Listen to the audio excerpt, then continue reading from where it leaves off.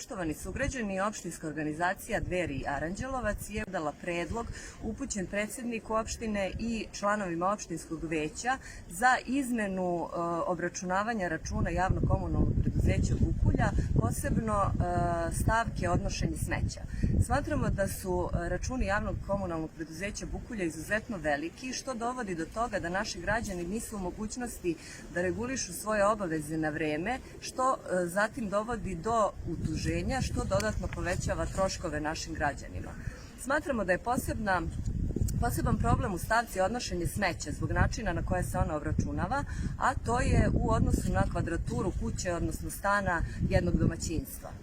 To posebno predstavlja problem za staračka domaćinstva sa samo jednim ili dva člana koji žive u velikim kvadratima, a ti objekti su pravljeni u vreme kada je postojalo veći broj članova u tom domaćinstvu.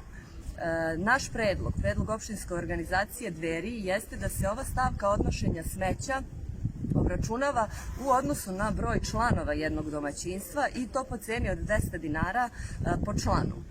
Takođe, pošto je Srpski pokret Dveri organizacija koja u prvi plan stavlja porodičnu politiku, ne smemo zaboraviti porodice sa troje i više dece. Naš predlog je da cena odnošenja smeća bude upola manja od predložene cene, odnosno da za ovakve porodice cena bude 100 dinara po članu domaćinstva.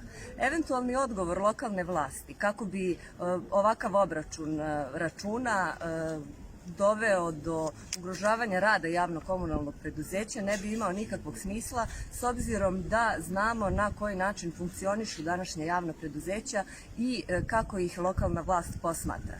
Mi svi znamo da javna preduzeća služe lokalnoj vlasti samo kako bi zapošljavala svoje stranačke partijske pripadnike.